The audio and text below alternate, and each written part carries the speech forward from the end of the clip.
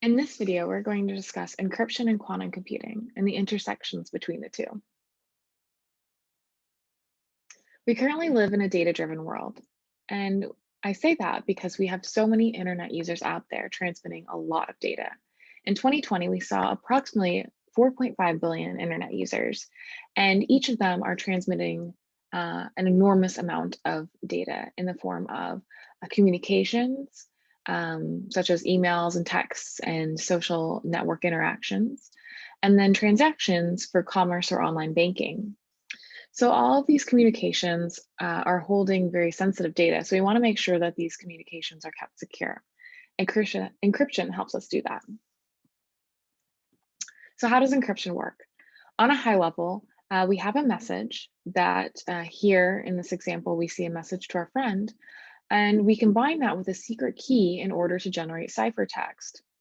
And once we have ciphertext, it almost makes the message seem completely random and unusable. So the contents of that message are kept safe. So how is encryption secure? Encryption is based on one-way cryptographic functions, and a one-way function is a function that's easy to compute but difficult to invert. Multiplication can be thought of as an example, and that's because it's easy to multiply but a little bit more difficult to factor. That actually becomes the basis of key generation for a lot of encryption schemes, because we take prime numbers and then we multiply them in order to create a key. So knowledge of the keys or the key factors allows for data decryption. So we want to make sure that we keep those secret and away from anyone who might want to try to read the data. So when we think about generating a key, we can think about it in like how we think of mixing paint. It's easy to mix paint, but it's really difficult to unmix paint once it's combined. So we have here two prime numbers that we multiply together, but once we have them multiplied together, it's difficult to pull them back out into their factors. So how does quantum computing disrupt modern encryption? Modern encryption uses large keys, and because it's hard to it's really challenging to factor a large number. Our data stays relatively secure, just because it's a pretty intractable problem to try to come up with the factors for that key.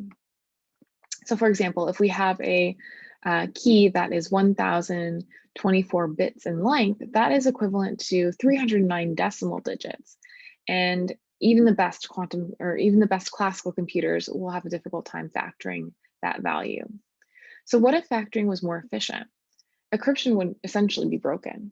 And we have Shor's algorithm, which is a quantum algorithm that factors numbers exponentially faster than the best classical algorithm. So if we have a quantum computer that can implement Shor's algorithm, in theory, all encrypted messages, past and present, would be vulnerable to decryption. So with that in mind, how concerned should we be?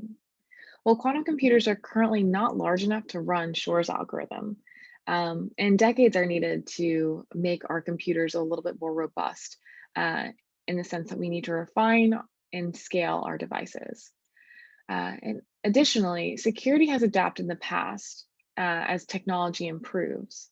So in post-quantum cryptography, we'll be able to assist in our transition to a quantum future.